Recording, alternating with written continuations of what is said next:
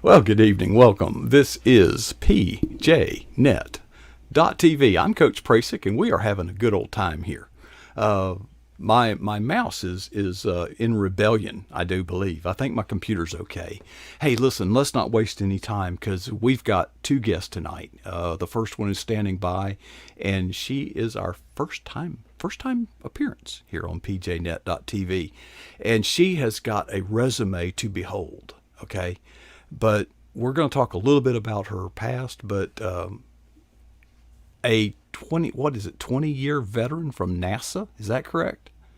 No, I worked with NASA for 18 years. I'm certainly not a rocket scientist. I worked in the communication, public relations for the chief technologist at the Goddard Space Flight Center in Maryland.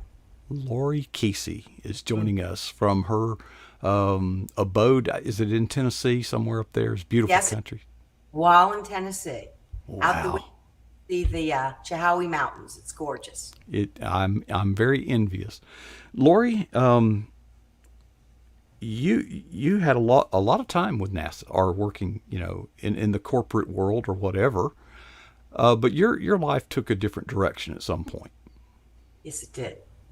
Yes, it did. 4 years ago on Wednesday, May 30th, 2018, my son, who had been working with his dad all day, went to the river for a swim and he never came home.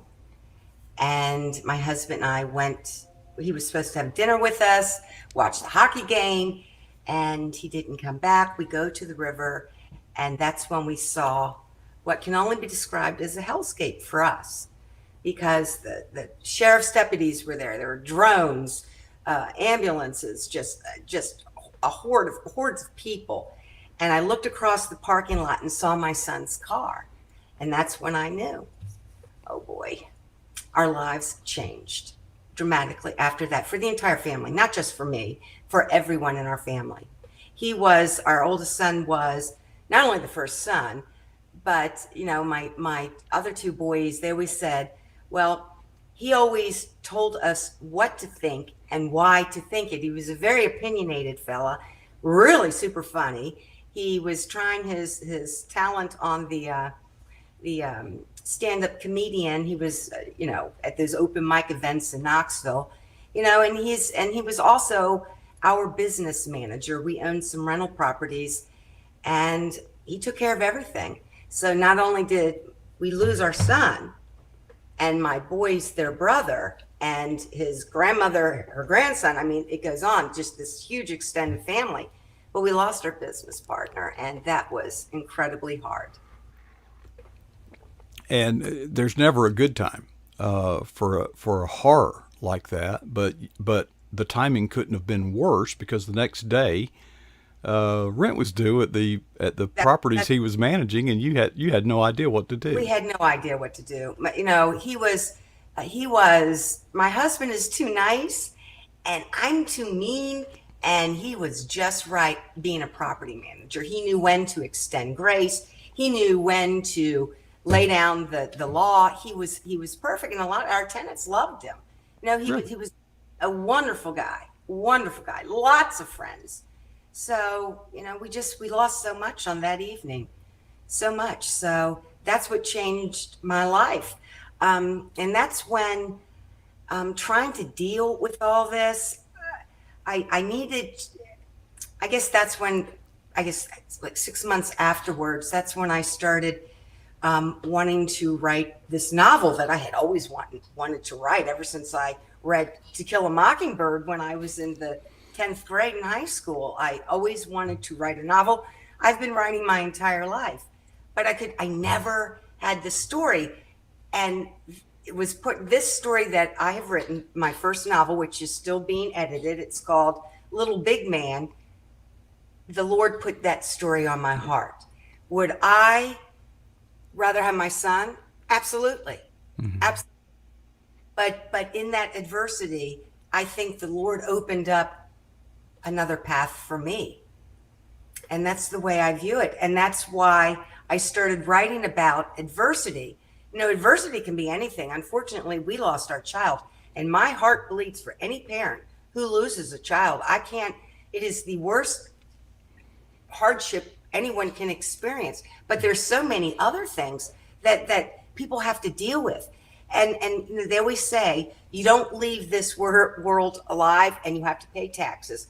I'll add a third. I believe that you'll never leave this world without facing some sort of struggle. It could be disease, it could be betrayal by your spouse, it could be the loss of a job where you have spent all of your time working for this company, and they decide, we don't need you anymore. That's tough to deal with. It can be sexual or physical abuse, drug abuse. I mean, the list goes on. But what I found in dealing with what happened to my family is that you could do it. You could become embittered by it, or you could try to find some way to redeem the hurt or the pain and someone else. So that's why I started, the author blogger website, LoriKeesey.com, and I became the accidental blogger. I write about folks who face adversity, but it's a hopeful thing, I hope, for people, because I'm emphasizing what they do to overcome. We all need hope. We all need encouragement. And that's what my website is, at least the blog, is all about. Well, Lori, we have something in common because we want to be encouraging. We want to be inspiring. But so often, the victories are so much greater when there's been such a horrible, but there's that moment, and we just call it the but God moment. Yes. Now, let me ask you, and I have no idea what you've gone through, and I would, no parent should have to bury their child. But was the recovery process, was it just you bounced off the bottom in a certain point, or was it a over time gradual thing? The 5 stages of grief, Yeah. There's some folks say, that's nonsense. I believe that it is true. You don't follow the process like this, denial, anger, bargaining, depression, acceptance. It's not in a straight order. Sometimes you reach the acceptance and then you're back in denial or anger or depression. It's not a set way of doing it. I was never angry at God, ever. Really? Yeah. I figured, I knew that my son was with him and that he was I hate to say this because when I hear it from others at the time, he's in a better place. Well, yeah, he might be in a better place, but I want him here with me. I'm being selfish. I want him here with me. It took a while, but writing that novel really kind of helped me focus on important themes. And one of them is, what is your purpose in life? Everyone has a purpose. Everyone has a purpose in life. And if you allow that grief to consume you, you may never achieve your purpose in life, or because you have become a shell of a person, you may never do good in someone else's life, be the encourager for someone else who then cannot do his or her purpose in life. I think we're all we're woven together, and we absolutely need one another, to get through this world. It's tough. I mean, in the Bible never says, it's going to be easy. In fact, he promises us that it's not going to be easy. Yeah. So that's the way I have to look at things. Lori, I'm going to focus on something you said earlier.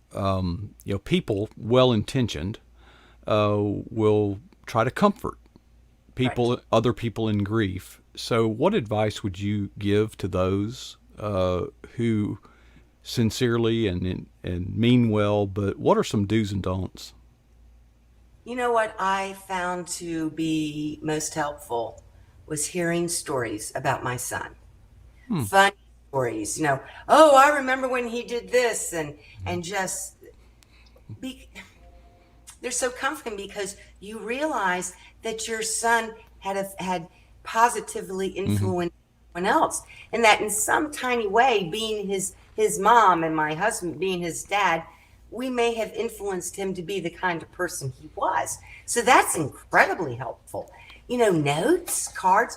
People think, oh, it's a Hallmark business bonanza. No, no, no, no, no. Those cards help so much because you then realize, oh my goodness, these people genuinely care. They may not have lost a child, but their heart is there. They're Hmm. they're they're mourning with you. That's super helpful, I think. And then certain scripture was here's a piece of scripture that really helped me, and it was a lady from my church, and I was having a very bad day, and she just sat me down and she said, listen to this. And it's from Isaiah 57, 1 to 2, and it's from the NLT version. It says, good people pass away, the godly often die before their time, but no one seems to care or wonder why. No one seems to understand that God is protecting them from the evil to come. For those who follow godly paths will rest in peace when they die. That floored it for me. Amen. That verse and that translation. Um, I turned the corner after that. And I've told that lady every time I see her, you have no idea how much you helped me that day. And there was another thing I did too. I took a grieving class through my church, and that's where I was taught um, that we learned how to acquire things. We don't know how to let things go. And that is so very true in the Oh grieving man, yeah. process. That's what makes you cling to that stuff, and which kind of stunts you from fulfilling your purpose in life, I think. So that class was very good. It was called the Grieving Handbook, I think. I've looked for it and I can't find it.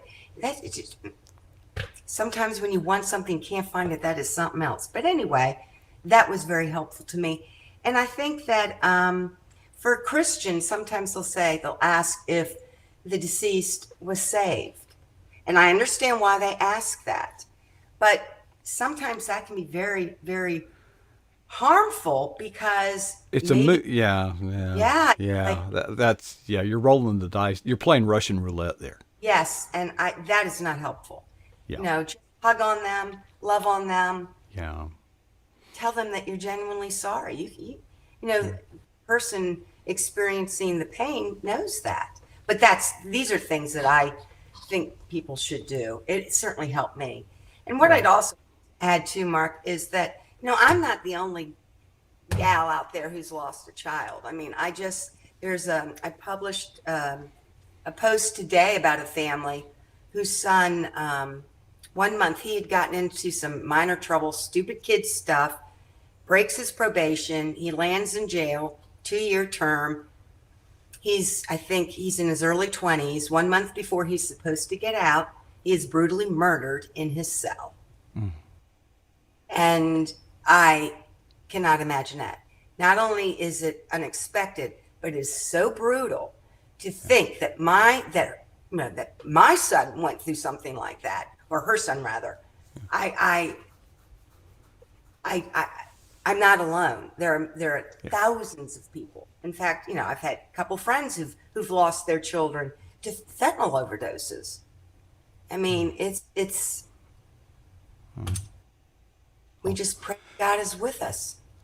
Well, I observed this, Lori. In having our pre-production, dry run, whatever you want to call it. I didn't know this about you, and my impression of you was, now here is a woman who's got it together. Here is a woman who's just got all the joy in the world, having no idea the hurt that is there. How do you do that? Are you faking it or what? Well, how do you do it? I have moments, my husband, we both have moments. We'll just be, I mean, really, when our son died, it's like a piece of me just went away.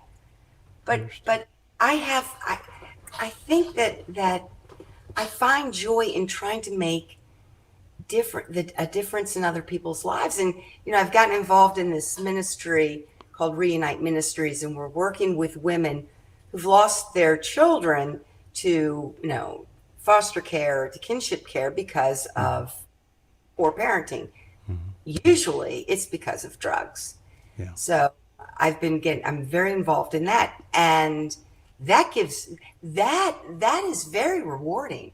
If you can make a difference in someone's life so that they become the parent they're supposed to be, the way God had wanted them to be, you do that. I think that's the key, Mark, is finding something that takes you away from what's going on with you and direct it outward. Correct. I cannot recommend that enough. Lori, you've got a story to tell, and you've got a novel hopefully coming out soon. But for now, we've only got 2 minutes now Okay. left. It's not like you've never written anything. Above me, I see this Robert's Prayer. Yes. That is a short story about what happens when you can't let go of the grief. Two characters. One understands that other people are depending on him. The other one loses her sanity. And that's based on a true story too. And that is a short story. Now, also, you have penned the note, not the notebook, the note. That's right, the note. And the note is about a 13-year-old girl who loses her innocence, something she is raped. And it's a story about her transition from childhood now to a reluctant adulthood. Now, All on a story. I don't want to speak for you, but I just subscribed to your email.